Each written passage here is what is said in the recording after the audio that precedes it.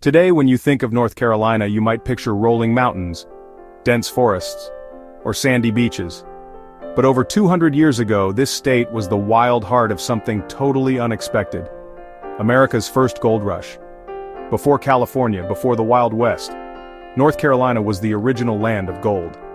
And it all started with one rock. And a shoeless, curious boy named Conrad Reed. Let's rewind to the spring of 1799, deep in Cabarrus County.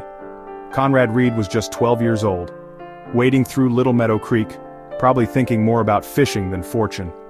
That's when he spotted something strange. A shiny yellow rock so heavy it took both hands to carry. 17 pounds. Conrad brought it home, but his family had no idea what it was. So they did what any practical folks might do. They used it as a doorstop. For 3 whole years, that hunk of gold just kept the wind from slamming their door. In 1802, Conrad's father, John Reed, decided to show the rock to a local jeweler. The jeweler's eyes must have nearly popped out of his head. He quietly bought it for just $3.50, a tiny slice of what it was truly worth. But word got out, and soon, the Reed gold mine became the very first official gold mine in the United States. From there, gold fever took hold. By the 1820s, North Carolina's peaceful farms and fields turned into a frenzy of mining camps.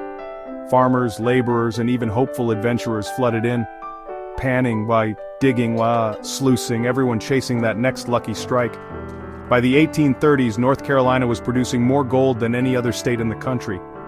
The rush was so intense that in 1835, Congress built a branch of the U.S. Mint in Charlotte to handle all the gold pouring out of these hills. If you ever see a gold coin with a tiny C stamped on it, that's a piece of this lost era. But not everything gleamed. The search for gold brought in new people, new technology, and booming local economies.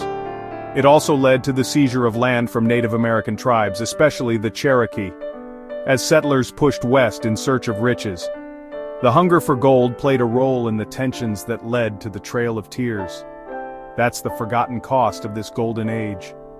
By the 1840s, the gold started to run out. Miners packed up and headed to new strikes in Georgia, and then California, where a whole new gold rush began. But the legacy remained. The Reed gold mine kept operating until the early 1900s, and today, you can still visit, walk the old tunnels, and even try your luck panning for gold in the very creek where it all started. So, while California gets the fame, never forget, America's gold fever started in North Carolina, with one boy, one rock, and a creek full of secrets.